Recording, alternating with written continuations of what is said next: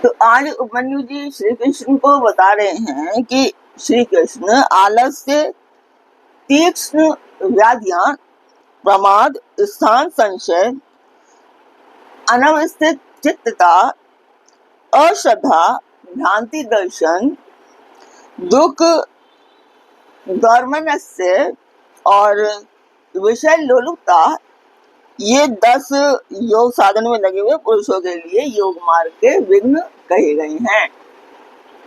तो योगियों के लिए शरीर और चित्त में जो अलसता का भाव आता है उसी को यहाँ आलस्य कहा गया है।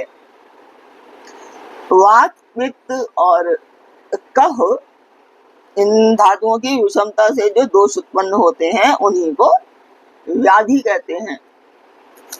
कर्म दोष से इन व्याधियों की उत्पत्ति होती है। असावधानी के कारण योग के साधनों का ना हो पाना प्रमाद है, और ये है या नहीं है, इस प्रकार उभय कोटि से अक्रांत हुए ज्ञान का नाम स्थान संशय है। मन का कहीं स्थिर न होना ही अनवस्थित चित्तता यानी कि चित्त की अस्थिरता है, और योग मार्ग में भाव रहित यानी कि अनुराग शून्य जो मन की वृत्ति है उसी को अश्रद्धा कहते हैं। विपरीत भावना से युक्त बुद्धि को भ्रांति कहते हैं यानी कि दुख कहते हैं। कष्ट को उसके 3 भेद हैं, आध्यात्मिक, आदि भौतिक और आदि दैविक। मनुष्य के चित्त का जो अज्ञान जनित दुख है उसे आध्यात्मिक दुख समझना चाहिए। पूर्वकृत कर्मों के परिणाम से शरीर में जो रोग आदि उत्पन्न होते हैं उन्हें आदि भौतिक दुख कहा गया है। अगर मैं यहाँ पर यह कहना चाहूँ कि भौतिक और अभौतिक के उसमें कि जो आध्यात्मिक नहीं है वो दुखी होता है, तो कुछ लोग यहाँ पर बोलेंगे कि भाई नहीं, ऐसा नहीं है, तो इसलिए मैं उनको डिटेल वहां पर नहीं बता रही। विद्युत पात, अस्त्र शस्त्र और विष आदि से जो कष्ट प्राप्त होता है उसे आधिदैविक दुख कहते हैं। इच्छा पर आघात पहुंचने से मन में जो क्षोभ होता है उसी का नाम है दौर्मनस्य। विचित्र विश्व में जो सुख का भ्रम है वही विषय लोलुपता है। तो नमस्कार, स्वागत करती हूँ मैं आप सभी का अपने इस कार्यक्रम शिवपुराण में। शिवपुराण की ये वायु संहिता का उत्तराखंड पाठ है, और इसमें अब तक जो आपने सुना था वो तो योग के अनेक भेद, आसन, प्राणायाम, 10 प्राणों को जीतने की महिमा, और जो आज आप सुन रहे हैं वो है योग मार्ग के विघ्न सिद्धि सूचक उपसर्ग।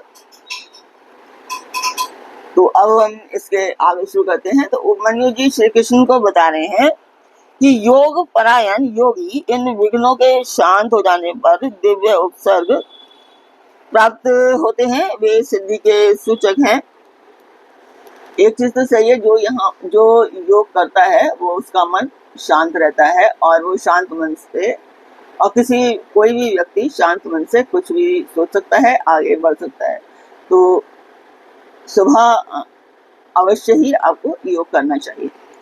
प्रतिभा, श्रवण, वार्ता, दर्शन, आस्वाद और वेदना, ये 6 प्रकार की सिद्धियां ही उपसर्ग कहलाती हैं, जो योग शक्ति के अपव्यय में कारण होती है।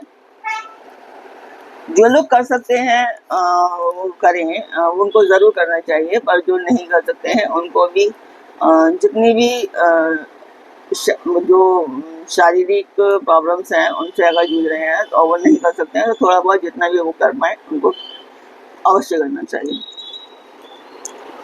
जो पदार्थ अत्यंत सूक्ष्म हो, किसी की ओट में हो, भूतकाल में रहा हो, बहुत दूर हो अथवा भविष्य में होने वाला हो, उसका ठीक ठाक प्रतिभास हो जाना प्रतिभा कहलाता है।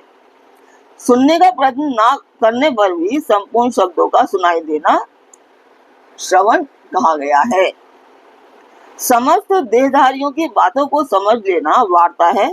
दिव्य पदार्थों का बिना किसी प्रयत्न के दिखाई देना दर्शन कहा गया है। दिव्य रसों का स्वाद प्राप्त होना आस्वाद कहलाता है।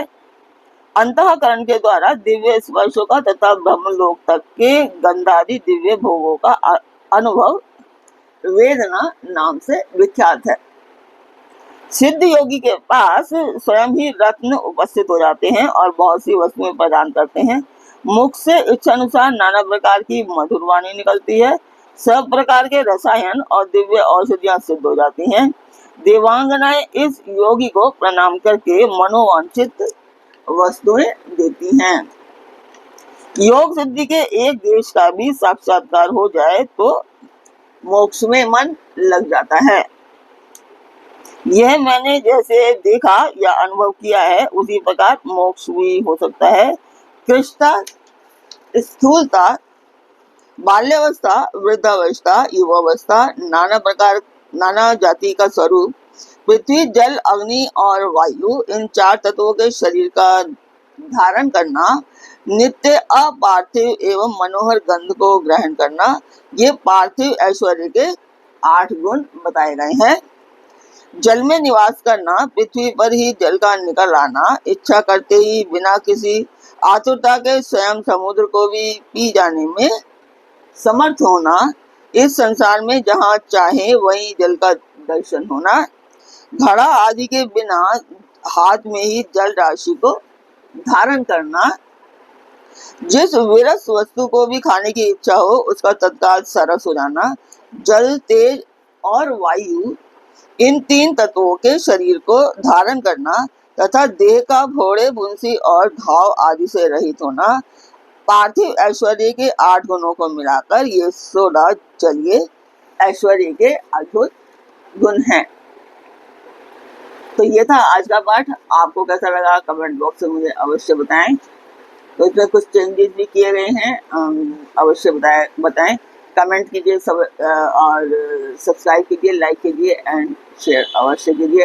अपने परिवार और मित्र से भी सब्सक्राइब एंड शेयर करने के लिए अवश्य कहिए। तो आगे दीजिए। ओम नमः शिवाय। जय माता दी।